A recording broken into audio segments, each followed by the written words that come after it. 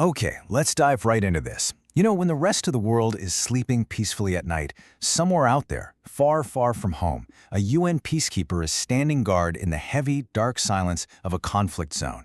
I mean, just imagine for a second leaving your own family behind to walk into a war-torn village where the kids, they've literally forgotten what safety even feels like. Imagine walking down streets that have been completely leveled by violence, trying to stop the hatred between people who have lost absolutely everything. And here's the thing. They aren't there for power, they definitely aren't there for fam. They wear that iconic blue helmet for one reason and one reason only, and that's peace. Because, well, someone has to step in and protect humanity when humanity starts destroying itself. Welcome to this explainer, where we're going to unpack the true cost of peace, the immense value of sacrifice, and what it really truly takes to stand between humanity and total chaos. So, what would our world actually look like without peacekeepers? Seriously, let that question sink in for a moment. Without these protectors stepping up, would fragile nations ever really be able to rebuild? Would millions even survive these wars?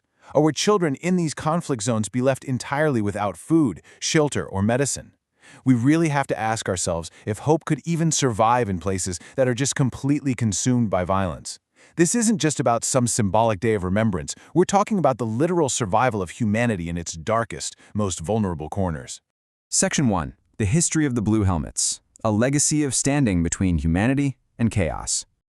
To really wrap our heads around the value of these peacekeepers, we've got to look back at the incredibly painful history that made them absolutely necessary in the first place. Think back to the mid-20th century.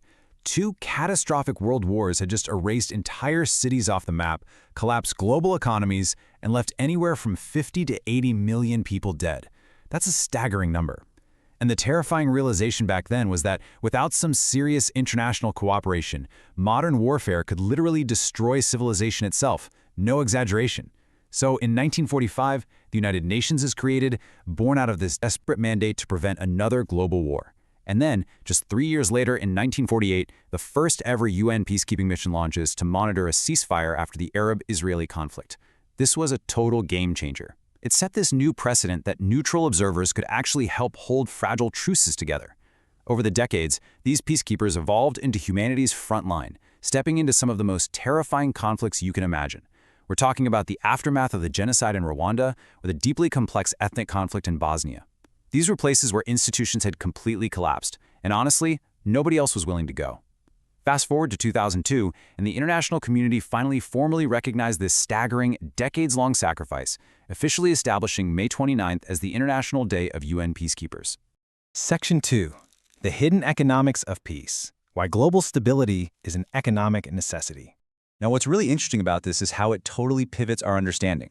For a lot of people, peacekeeping just sounds like this purely moral, feel-good concept, right? But the intellectual core of what we're looking at today is that peace is actually a fundamental economic pillar for the entire globe. Just look at the vivid contrast between these two realities. On one side, you have war. According to global economic studies, wars and violent conflicts are draining trillions, yes, with a T, trillions of dollars from the world every single year. It's a devastating financial black hole. Power grids get blown up, businesses are forced to shut down, hospitals collapse, foreign investment vanishes into thin air, and entire generations are plunged into poverty simply because they can't work or trade. But then on the flip side, we have peace. When peacekeepers stabilize a fragile region, they pump in what we can call economic oxygen. Markets start to recover because people finally feel safe enough to just leave their houses. Trade routes reopen. Investors actually return to help rebuild those power grids and factories. Farming and schools start back up. Without that baseline level of stability, sustainable economic development is, quite frankly, impossible. And here's why this connects directly back to you, no matter where you live. Instability in one region affects global markets, supply chains, and global security everywhere. We live in an incredibly interconnected world now. It's like a giant puzzle. A war in one country doesn't just neatly stay within its own borders.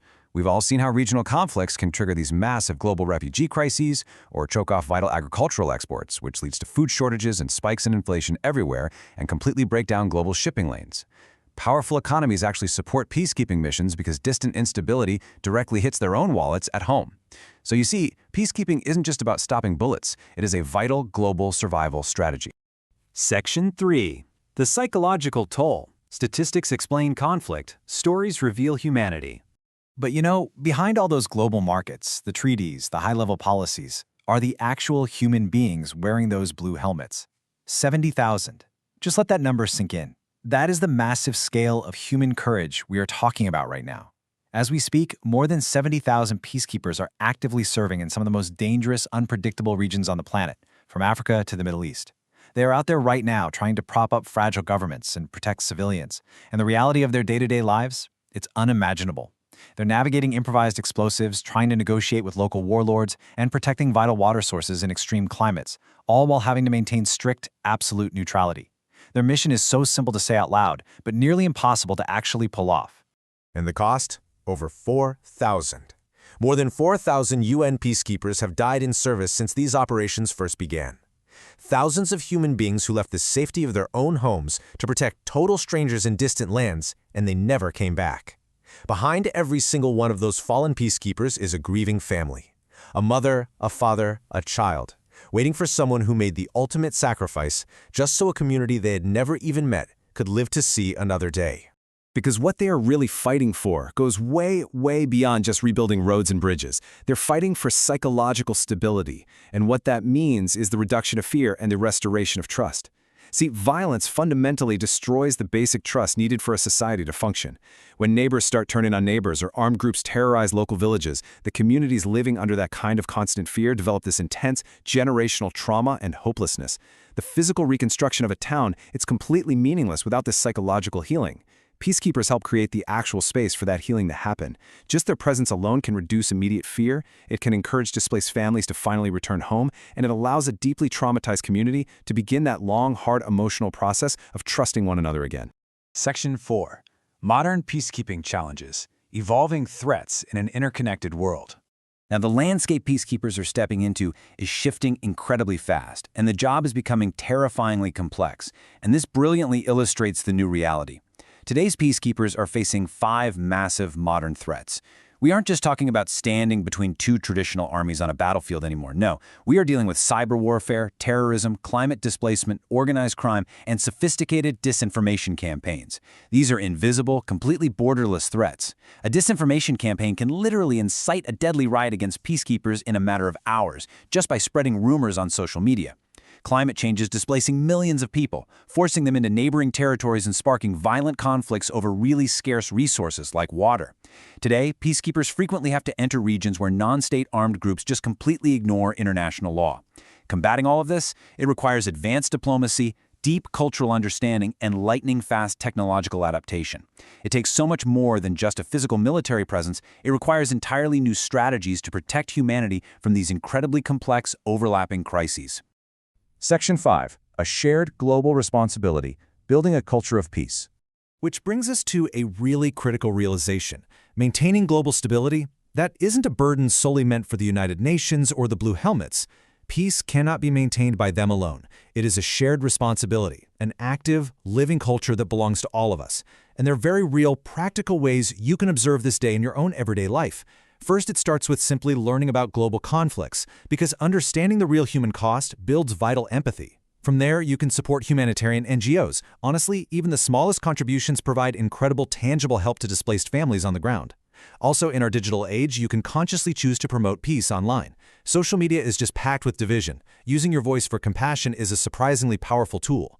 Furthermore, teaching children tolerance and conflict resolution ensures that the next generation has the skills to handle disagreements without resorting to violence. And finally, honoring those who serve.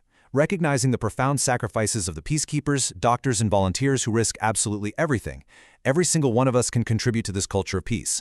Because as we bring this to a close, we have to remember one absolute fundamental truth. Peace is courage. Peace is never ever an automatic state. It doesn't just magically happen. Every peaceful morning we get to experience exists solely because someone, somewhere, sacrificed to protect it. It takes immense courage to choose dialogue instead of violence when you are deeply angry. And it takes profound, completely selfless courage to physically stand between hatred and humanity. So, the crucial point is that the mission, defined way back in 1945, remains exactly the same today: to save succeeding generations from the scourge of war. That blue helmet worn by UN peacekeepers represents something so much larger than just geopolitics. It represents hope. The hope that humanity can still choose compassion over destruction, even in its darkest, most difficult hours.